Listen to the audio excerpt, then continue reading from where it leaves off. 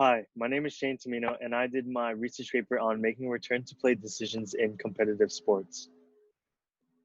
My thesis is that I argued about the ethical dilemmas sports medicine practitioners face when making return to play decisions through utilitarianism and Kantian ethics.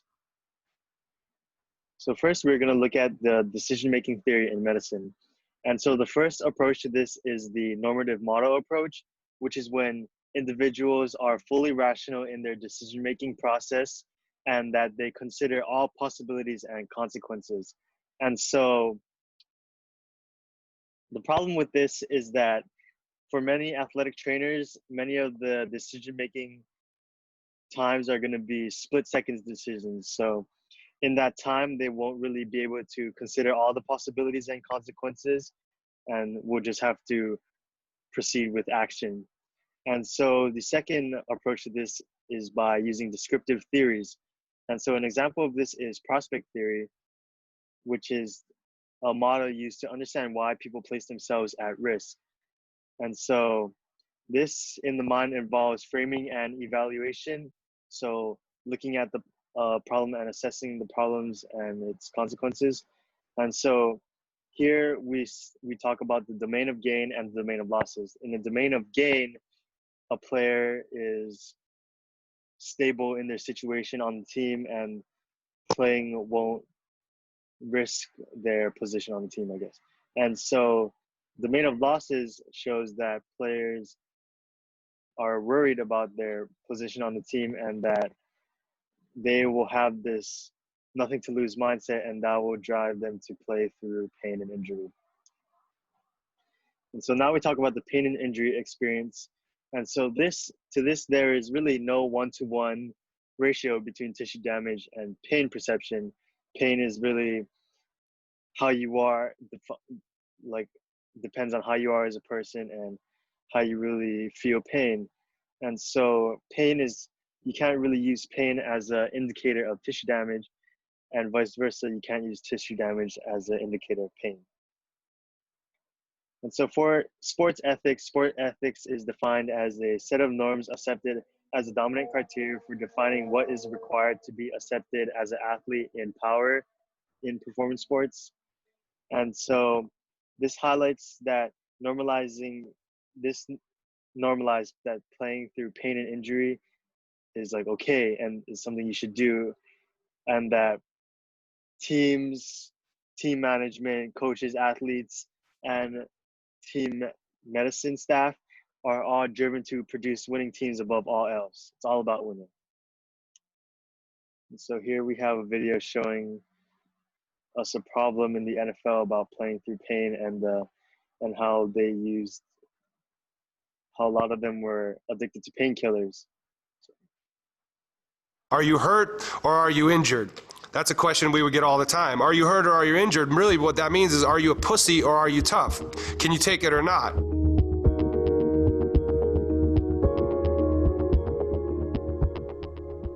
The first time you put on a helmet, and the first time you put on football pads, and the first time you bite into the mouthpiece and go out on a field, getting hit in the head with your helmet on, it's like a firecracker exploding in your face or in your helmet. It's not painful though, and once you learn that it's not painful, it's just jarring, and the jarring nature can kind of be a stimulant in a lot of ways, and so that smack ends up being something that you look for.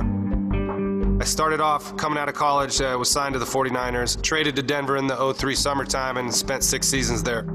My NFL career was not about these like heroic moments. It was about just, enduring the long season. As a football player, your whole entire self-worth is based on your ability to perform on the field. That's all. And so I was always overcoming some type of painful obstacle, whether it was my feet, my ankle, my hamstring, my lower back, my shoulder, my hands. I learned really early that pain was just a little speed bump I had to deal with if I wanted to achieve the glory that was waiting for me on a football field. This is the myth that's sold to the masses, and it really intoxicates the masses. Guys, if they get hurt, their injury and their manhood is subject to speculation from the entire media. There's all this rhetoric that surrounds the game that really enslaves the guys who play it. When you see these guys get injured, they're already hurting. I mean, the injury is just the final straw. You're coming in for treatment, and if they deem it necessary, they're handing you a bottle of pills that are supposed to help you recover. And so we just get used to eating pills. And it wasn't just painkillers. I did have a variety of injections in injuries and injections the night before games into my ass of a powerful anti-inflammatory called Toradol that is still administered today. Just really, really dulls your pain and makes you feel good. Do you want that hamstring to feel better tomorrow? And I said, yes. Well, this has been known in very, very small number of patients to cause, you know, internal bleeding and blah, blah, blah. Do you still want it? Well, this is a doctor who is looking after me and has suggested that I come and knows what I have at stake, and he has the needle in his hand. So I say, yes, of course, doc. And he shoots it in my butt cheek and puts a Scooby-Doo Band-Aid over it, and I wake up tomorrow morning and I'm ready to play a game. Trailing by 3. Cutler, oh, what a catch!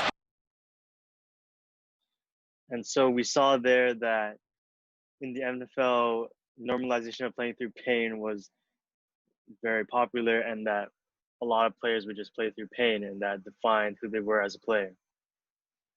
And so now we're going to talk about the ethical problems that athletic trainers face. And so the first here is competing obligations. And this is the divide loyalties between the athlete's health and the organization or team that they work for.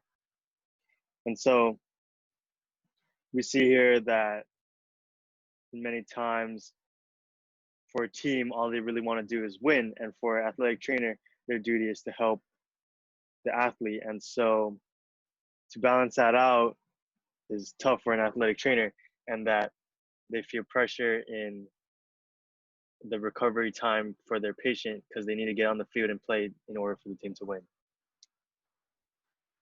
And so another problem that I want to highlight is the economic consequences that could happen of withholding players for such a long period of time. And so we see that many pro athletes are being paid like millions and millions of dollars, and that they're being paid for high levels of performance.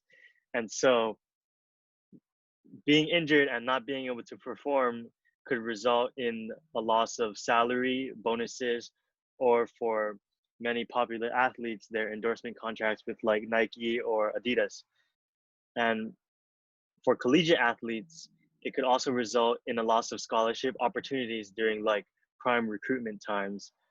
And for the medical staff of a team, they can also be offered financial bonuses based on the team's performance. So here, athletic trainer needs to face whether or not they're in it for the money, or they want to really take care of the athlete. Another problem that arises is in athletes' informed consent to playing.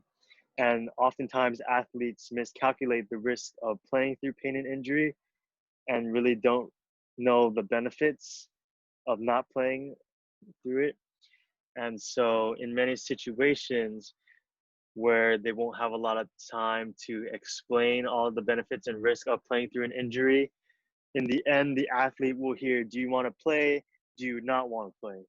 And oftentimes the athletes will choose to play, and they do this voluntarily because of internal pressures like their desire to play and compete, or their sense of obligation to the team, or external pressures like pressure from the coaches, teammates, agents, sometimes parents, and financial incentives, which could all result in the athlete to choose to play through the pain. So other ethical problems that athletic trainers could face is some are a fan for the team that they work for, and many of them are fans of the players and want the team and the players to succeed. And so this could result in decisions that are neither ethical nor medical. And so we can also see that return to play decisions is described as a double-edged sword. So returning athletes too early can aggravate the injury and cause new injuries. It can also result in a loss of trust between physician and athlete, and you would not want that in a team environment. And so if athletes are or on the other side of that, if athletes are held for too long, they will become hesitant to report new injuries for that fear of missing out and the fear of not playing, which is what they really are as an athlete, is to play. And so here I researched a study that looked at the premature release following a concussion, and it reported that out of 580 clients, 64.4% experienced pressure from athletes and 53.7% experienced pressure from coaches.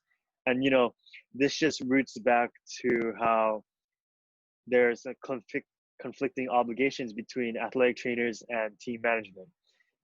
And team management looks to win, athletic trainers look to help their patients and reduce the risk of injury for their patients. And following the study, it showed that all athletic trainers felt a responsibility to their patients, 72% felt a responsibility to the team, and 55% felt a responsibility to the team management. And to feel responsible to the team management means that, like them, you're only looking to win, and that could create a lot of ethical problems. And so here I want to bring up utilitarianism.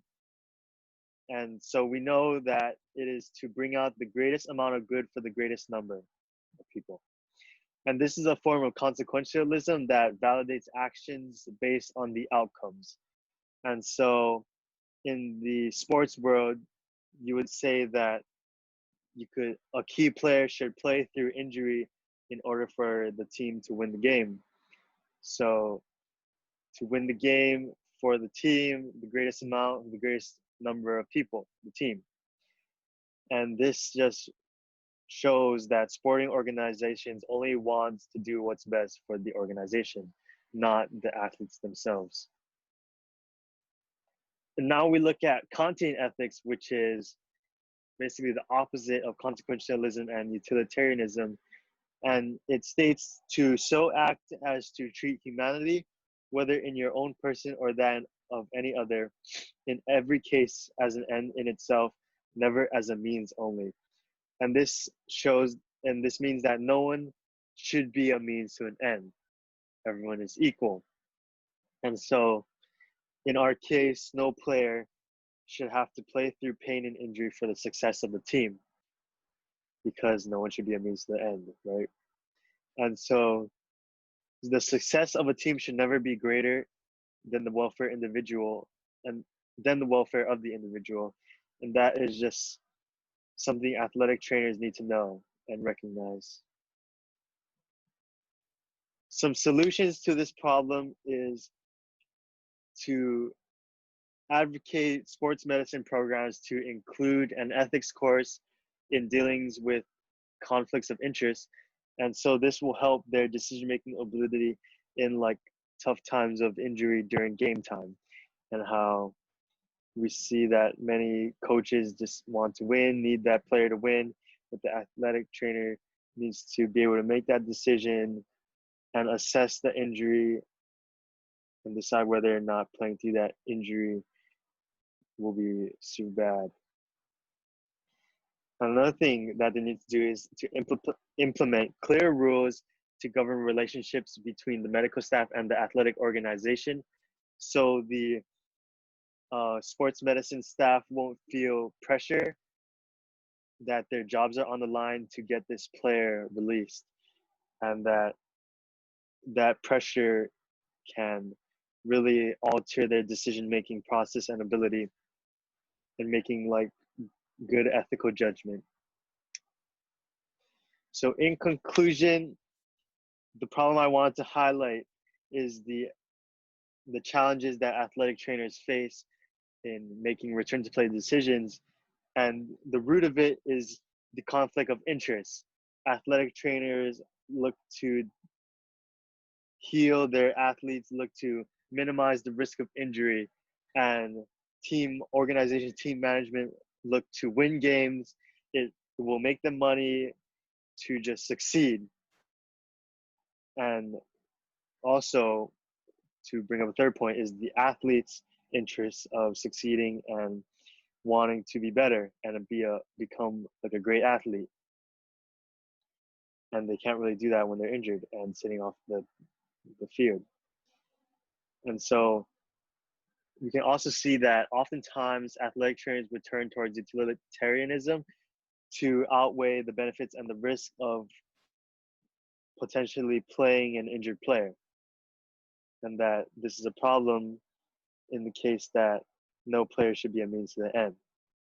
And that athletic trainers need to understand that the welfare of the individual trumps the interest of the team and the success of a team. And so it is an athletic trainer's duty to provide competent care and to really take care of the athletes.